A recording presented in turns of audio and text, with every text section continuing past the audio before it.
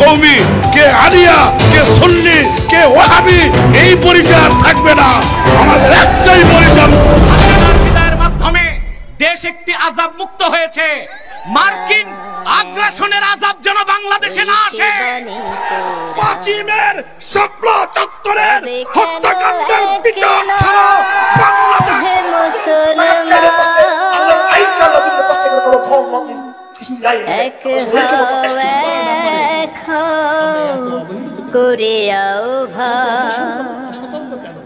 তবে কেন বন্দি থেকেও স্বস্তি পাচ্ছিলাম না। ধরা যাবে না, ছোঁয়া যাবে না, বলা যাবে না কথা, রক্ত দিয়ে কিনে নিলাম। সমস্ত ঘরানার আলেম ওলামা একত্রিত হয়ে আমরা এই দেশের মধ্যে কোরআন সুন্নাহর রাজ কায়েম। আমরা আছি, আমরাই থাকবো। স্বাধীনতার সূর্য উঠবে এই বাংলার জমিনে। তাওহীদ জনতার মনের উচ্ছ্বাস আল্লাহর জমিনে। আল্লাহর শহীদের রক্তের সাথে বেঈমানি না হয়। জাহানে আমরা উলামা তলাবা, আমাদের প্রভু নূরানি সে আভা। জাহানে আমরা সেরা উলামা জীবন বিধান ওই শিবানী কোরআন। আমাদের প্রভু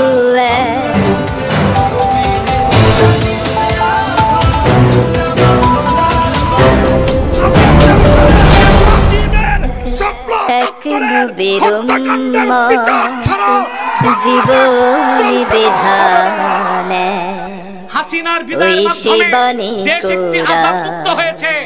মার্কিন তবে কেন ইউনূস সাহেবকে বলে দিচ্ছি, আলেম ওলামা পীর মাশায়েখদের সিদ্ধান্তের বাইরে যুক্তরাষ্ট্রের কোন এজেন্ডা বাংলাদেশে বাস্তবায়ন করতে দেওয়া হবে না। সেজন্য প্রয়োজনে আরেকবার বাংলাদেশের মুসলমান রক্ত দিতে বাধ্য হবে। পিলখানা হত্যাকাণ্ডের ইতিহাস আমরা ভুলে যাই নাই।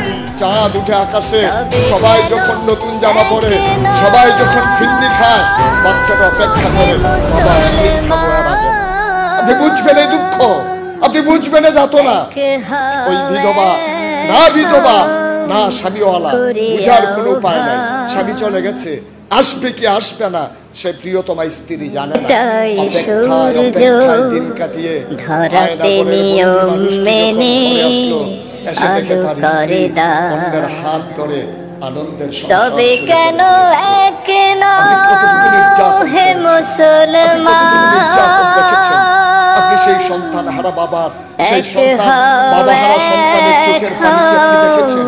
আপনি দেখেছেন রঙিন জামা তুলে রাখা, বাবা আসলে সে পড়বে। আপনি কি দেখেছেন সে মায়ের গয়নাগুলো খুলে রাখার কথা, স্বামী যখন আসবে তখন সে গয়না পরিবেষ্টিত হয়ে হাতে মেহেদি লাগিয়ে স্বামীর সামনে চলে যাবে। সে স্ত্রী জানে না আসবে কি আসবে না। এমন এক দুঃসময় কাটিয়ে আমরা যখন মুক্তির স্বাদ পেলাম, পূর্ব আকাশে একটা সূর্য যখন উঠলো রক্তিম আভা নিয়ে, সবাই মিলে দেখলাম একটা সুন্দর সূর্য আমাদেরকে জানিয়ে দিচ্ছে আগের দিনেরটা নয়, এটা একটা নতুন সূর্য। নতুন সূর্য দিয়ে নতুন দিন শুরু করে দিলাম। দিনের পরে রাত আসে, স্বপ্ন বুনতে শুরু করলাম, কিন্তু স্বপ্নগুলো যেন ধুমড়ে মুছড়ে যায়, স্বপ্নগুলো যেন ঘুমের মাঝে হারিয়ে যায়। আমি তো বারবার বলি, স্বপ্ন তা নয় যা ঘুমিয়ে ঘুমিয়ে দেখা হয়, স্বপ্ন তো তাই যা আমাকে ঘুমোতে দেয় না। সুতরাং এই স্বপ্ন যাদের বুকে লালন করেন, পথার ফুলঝুরি নয়। দেশে তুমি শান্তির ব্যবস্থা করো আল্লাহ। আমাদের ছাত্র ভাই সহ যারা এই আন্দোলনে শহীদ হয়েছে, আল্লাহ সকলের কবরকে তুমি মুনাব্বার করে দাও। ইয়া আল্লাহ, মেহেরবানি করে আগামী দিনে হিম্মতের সাথে এই দেশকে সোনার বাংলা করার তৌফিক দান করো। সাল্লাল্লাহু তাআলা। বাণীতে সকলের নমুনা হতে পারে, তাহলে আবারও এই জাতিকে আমরা জাগিয়ে তুলতে পারবো। এই জাগরণকে কেউ ঠেকাতে পারবে না। এতদিন আমরা বলেছিলাম আমরা স্বাধীন, আমরা স্বাধীন, আমরা স্বাধীন, কিন্তু আমরা বাস্তবে এতদিন পরাধীন ছিলাম।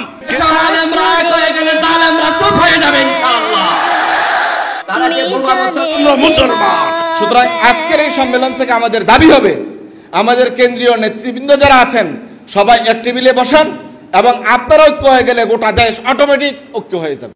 আমাদের কাফেলা তো একটাই, শহীদের খুনে গড়া এ সংগঠন। আমরা সেই আজব স্বাধীন এক দেশে আমাদের 17 বছরের জিন্দেগিকে আমরা নির্মমভাবে কাটালাম। আমরা 4 দেয়ালের ভিতরে বন্দী থেকেও স্বস্তি পাচ্ছিলাম না। আমরা নিচে লোক দাঁড় করিয়ে রাখা হতো, গোয়েন্দা বাহিনীর লোক, আইন শৃঙ্খলা রক্ষাকারী বাহিনীর লোক আমাদেরকে আবার হ্যান্ডকাফ করিয়ে জেল প্রকোষ্ঠে নিয়ে যায় যে কিনা। এই নির্মম নির্যাতন, আপনি বুঝবেন না নির্যাতনের পরিধি কত, আপনি জানবেন না এই নির্যাতন। কথায় কথায় নিজেকে হারিয়ে নেওয়া নয়, কথার মাঝে নিজেকে লুকিয়ে নেওয়া নয়, সিদ্ধান্ত নেওয়ার পালা, এগিয়ে যাওয়ার পালা। আর এই ক্ষেত্রে কয়েকটা মূল নীতি আমাদেরকে গ্রহণ করতে হবে। আমাদের মূল পরিচয়, আমরা ভুইয়া চৌধুরী, পীর সাহেব, লাট সাহেব, আমরা ইমাম, আমরা খতিব, আমরা প্রিন্সিপাল, আমরা অমুক তমুক, সব কিছুর পরিচয়ের ঊর্ধ্বে আমাদের পরিচয় ইন্নানি মিনাল মুসলিমিন, আমরা মুসলমান। এই পরিচয় যদি ধারণ করে জ্ঞানের চর্চা বাড়াতে পারি, আমরা কে কি বলবো ওই কথা আমাদের আদর্শ নয়। আমাদের মূল আদর্শ হচ্ছে কোরআন এবং সুন্নাহ। কোন মানুষের জিন্দেগির কি দরকার যেখানে আমার নবীর জিন্দেগি আমার সামনে আছে, যেখানে নবীর সিরত আছে, সেখানে আরেকজন ব্যক্তি এই জামানায় এসে যারা পাপ পঙ্কিলতায় লিপ্ত হয়ে যাওয়ার সম্ভাবনাই বেশি, এমন মানুষকে কেন আপনি আদর্শ গ্রহণ করবেন? যিনি উসওয়াতুন হাসানা, যিনি মডেল, যিনি আইডল, যিনি আইকন, তিনি আমার তোমার আদর্শ সেই কিয়ামত পর্যন্ত। এমন একজন মানুষের নির্ভুল নিশ্চিন্ত জীবন থাকার পরে আমরা যেন অন্য কোনো নেতাকে, অন্য কোনো আদর্শকে মানুষ না মানি, নেতা আদর্শ না মানি। আর আদর্শ মানতে গেলেই আমার পীর বলে একরকম, আমার নেতা বলে আরেক রকম, আমার কর্মী বলে আরেক রকম, আমার উপদেষ্টা বলে আরেক রকম। ঐক্য অর্থকন হয়ে ওঠে না। ঐক্য হবে এক আল্লাহর দেয়া বিধান কোরআন আর নবীর দেয়া আদর্শ সুন্নাহর ভিত্তিতে ইনশাআল্লাহ। এর বাইরে কারো কথাকে নির্ভর করে ঐক্য হতে পারে না। আমরা জানেন এখন যদি নতুন করে কেউ দিনের পথে আসতে চায়, আমরা আবার তার টিটকারি মারি, এতদিন ছিলেন কই? এতদিন সে ছিলই আর কি লুকানো। এখন যখন এসেছে আহলান সাহলান মারহাবা, মোস্ট ওয়েলকাম, আমাদের সাথে আপনাকেও স্বাগত। এই হৃদয়ের বিশালতা লাগবে আমাদের। আসুন আমরা সবাই মিলে কারোর জন্য চিন্তা না করে নিজের কথা নিজে চিন্তা করি, নিজের জান্নাতের ঠিকানা বানিয়ে নেই। আপনি সবাইকে জান্নাত দেবেন কখন? আপনি নিজেই তো জাহান্নামের দিকে দৌড়ে আছেন। সুতরাং নিজের জান্নাত নিশ্চিত করেন, তাহলে পাশের মানুষও জান্নাত পেয়ে যাবে। এটা আপনাকে আর দেওয়া লাগবে না। এর স্বাধীনতার পর থেকে আলেম আমাদের মনে প্রাণে বিশ্বাস এটাই ছিল, এই বাংলার জমিনে স্বাধীনতার সূর্য উঠবে, এই বাংলার জমিনে তাওহীদ জনতার মনের উচ্ছ্বাস, আল্লাহর জমিনে আল্লাহর দ্বীন কায়েম হবে। এই দ্বীন কায়েমের স্বপ্ন নিয়ে যারা এই সংগঠনে অগ্রসর হয়েছেন, আমরা দেখেছি তাদেরকে কারারুদ্ধ হতে, আমরা দেখেছি তাদেরকে বন্দী হতে, আমরা দেখেছি নির্যাতিত হতে, আমরা দেখেছি তাদেরকে দুকে দুকে আয়না ঘরের মতো নিকৃষ্ট জায়গায় ফিসে ফিয়ে হত্যা করতে। আমরা দেখেছি বাংলাদেশে এমন এক জালেম স্বৈরাচার উদিত হয়েছিল, যে স্বৈরাচার বর্তমান যুগে যদি কোনো ফেরাউন বলতে হয়, ফেরাউন বলা ভুল হবে, বরং ফেরাউনকে কোটি মাত্রায় যে ছাড়িয়ে গিয়েছে। কারণ ফেরাউন কখনো কোনো মানুষকে আয়না ঘরে রেখে কষ্ট দেয় নাই। ফেরাউন কোন মানুষকে পেট করে পেট ছিঁড়ে নদীর পানিতে তিষ্ঠ করে হত্যা করে নাই। ফেরাউন কোন মানুষকে, কোন আলেমকে অন্যায়ভাবে অত্যাচার ভাবে বিনা বিচারে ফাঁসির কাস্টে ঝোলায় নাই। সুতরাং সেই ফেরাউনকে আমরা দেখতে পেয়েছি আল্লাহ পাক তার ওয়াদাকে রক্ষা করেছেন। আল্লাহর কোরআনের বিধান সত্য। আমাদের জীবনের একটি স্বপ্ন ছিল, একটি আশা ছিল, এই জুলুমের অবসান আমরা দেখতে পারবো কিনা। আল্লাহর কাছে কোটি শুকরিয়া আদায় করছি, আমাদের নিজের চোখে আমরা সেই জালেমের পরিণতি দেখতে পেয়েছি। আমার ভাই, শুধু তাই নয়, আমাদের এখন পূর্ণ দেখার বিষয় হচ্ছে আসল পরিণতিটা কি হয়। এমন একটা নিকৃষ্ট মানুষ দুনিয়াতে সৃষ্টি হয়েছে। ওলামায়ে কেরাম অনেকে বক্তব্য দিচ্ছেন এই কথা, যে বাংলাদেশে একটি আপনার ভিজিটিং স্পট করা দরকার, আয়না ঘরকে অক্ষত রেখে ভিজিটিং স্পট করা দরকার, যে বাংলাদেশে এরকম একজন ফেরাউন ছিল যা দেখার জন্য বহির্বিশ্ব থেকে মানুষ আসবে।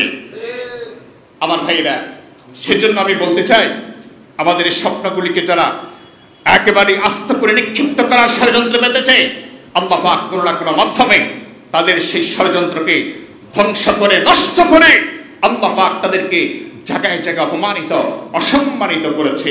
এমন অপমানিত করেছে আমাদেরকে বারবার তারা বলতো আমরা নাকি ধর্ম ব্যবসায়ী, অথচ আমরা আলেমরা কখনো ধর্ম ব্যবসা করি না। ধর্মের ব্যবসা তারাই করে যারা দাড়ি রেখে হাজার হাজার কোটি টাকা লুট করে সময় পরিবর্তন হলে দাড়ি কামায় ফেলে।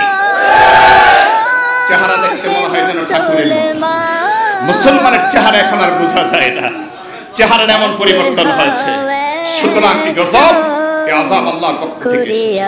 এখন আমাদের জন্য কি সিগন্যাল হতে পারে? আমাদের জন্য সিগন্যাল হলো একটাই, এখন সময়, এখনই সময় আমাদেরকে ঐক্যবদ্ধ হওয়া।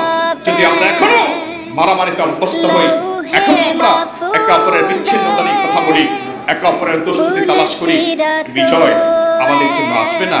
এই বিজয় আমাদেরকে পদচম্বন করবে না, আল্লাহর জমিনে দ্বীন কায়েম হবে না। আমরা ছিলাম, আমরা আছি, আমরাই থাকবো ইনশাআল্লাহ। যুগে যুগে আলেমদের উপরে যারাই অত্যাচার করেছেন তারা পৃথিবী থেকে লাঞ্ছিত অপমানিত হয়ে বিদায় হয়েছে। আজকে অনেককে দেখি খুব মায়া কান্না করে যে অমুকরে জামা কাপড় খুলে নাচাইলো কেন? যেই লোকটাকে জামা কাপড় খুলে নাচানো হয়েছে কিছুদিন আগে মাত্র সে একজন খতিবকে জামা কাপড় খুলে বেইজ্জতি করেছিলেন। আল্লাহ দেখিয়ে দিয়েছেন আমার গোলামদের সাথে বেয়াদবি করলে শেষ পরিণতি এইরকমই। সুতরাং আমি দেখতে পাচ্ছি ঐক্যের সূর্য আমাদের বাংলাদেশে উদিত হয়েছে। আপনারা কি ঐক্য চান? আপনারা কি ঐক্য চান? ঐক্য যদি চাই অতীত আমাদেরকে ভুলে যেতে হবে। বাংলাদেশে ইসলামিক বিপ্লব ঘটাবার জন্য ঐক্যের বিকল্প কিছু নাই। আমি আপনাদেরকে একটা কথা বলি, এই যে আমাদের উপরে অত্যাচার হয়েছে, কাউমিরারা কি শান্তিতে ছিল? আসতে বলছেন। যারা জামাতে ইসলাম করেন তারা কি শান্তিতে ছিলেন? ঐক্যজোটের ভাইয়েরা কি শান্তিতে ছিলেন? হেফাজতের ভাইয়েরা কি শান্তিতে ছিলেন? মূল কথা হলো আলেম ওলামাদেরকেই তারা অত্যাচার করেছেন। এদেশে গত 16 বছর চোর বাটপারকে ডান্ডা বেরি পরানো হয় নাই, এদেশের যোগ শ্রেষ্ঠ আলেমদেরকে তারা ডান্ডা বেরি পরিয়েছে। সুতরাং এখনো যদি আমাদের হুঁশ না আসে, আমাদের হুঁশ আর আসার কোনো সম্ভাবনা নাই। কিন্তু এতটুকু বলবো, আজকে যারা কাউমি অঙ্গন থেকে এসেছেন, কুমিল্লাতে কাউমি অঙ্গনে যারা নেতৃত্ব দেন, আমরা চেষ্টা করেছি সবার কাছে যাওয়ার জন্য। আজকে যারা আসছেন আমি আমার কলিজা ভরা ভালোবাসা দিয়ে আলিঙ্গন জানাই, এবং ভবিষ্যতে আপনারা আমাদেরকে দিক নির্দেশনা দিবেন, কারণ কাছাকাছি না আসলে ঐক্য গড়া যায় না, বুকে বুক মিলাতে হয়। আমাদের খালিদ হাসান স্যার তিনি চমৎকার করে বলেছেন যে হাত নয়, আমরা এখন বুক মিলাতে চাই। আর যখনই আমরা বুক মিলাতে পারবো বাংলাদেশে ইনশাআল্লাহ ইসলামের বিপ্লব হবে। আপনি একা একা কিচ্ছু করতে পারবেন না। আল্লাহ পাক কোরআনে বলেছেন ওয়াতাসিমু বিহাবলিল্লাহি জামিয়া, তোমরা একত্রিত হয়ে আমার রুজ্জকে আঁকড়ে ধরো। রাসূল করিম সাল্লাল্লাহু আলাইহি ওয়াসাল্লাম বলেছেন মান দাআ ইলা আসাবিয়াতি ফালাইসা মিন্না, যে ব্যক্তি সাম্প্রদায়িক দাঙ্গা ছড়ায় সে কখনো আমি মুহাম্মদ সাল্লাল্লাহু আলাইহি ওয়াসাল্লামের দলের লোক হতে পারে না। সুতরাং খোঁচাখুচি আজকে থেকে বন্ধ, গালাগালি বন্ধ, কাউকে কেউ খোঁচা দিয়ে কথা বলা বন্ধ, টুপি দিয়ে পাঞ্জাবি দিয়ে সুরত দিয়ে আমরা কাউকে বিচার করতে চাই না। আলেম হিসাবে আমাদের ঐক্য গড়ার দরকার। এবং আজকে আর কোনো কথা বলতে চাই না, কাউমি আলিয়া সুন্নি কোনো কিছু ভেদাভেদ নাই। আজকের পরে আমরা সব একজন আলেমের গায়ে যদি ভবিষ্যতে কেউ হাত দিতে চায়, আমরা কাঁধে কাঁধ মিলিয়ে তাদেরকে প্রতিহত করব ইনশাআল্লাহ। এবং বাংলাদেশে কোরআনের রাজ কায়েম না হওয়া পর্যন্ত আমরা বিচ্ছিন্ন হয়ে যাব না, এই প্রতিজ্ঞা কি আমরা করতে পারি? এরকম মানুষগুলোই এই দেশকে 24 সালে কি করেছে? স্বাধীনতা অর্জন করে দিয়েছে। এই মানুষগুলোই, তারা কোনো সাইনবোর্ড ছিল না, কোনো ব্যানার ছিল না, কোনো সংগঠন ছিল না। এরকম আব্দুল্লাহ ইবনুল মুবারকের মতো এমন কিছু মানুষই এই দেশের চিত্র পাল্টিয়ে দিয়েছে।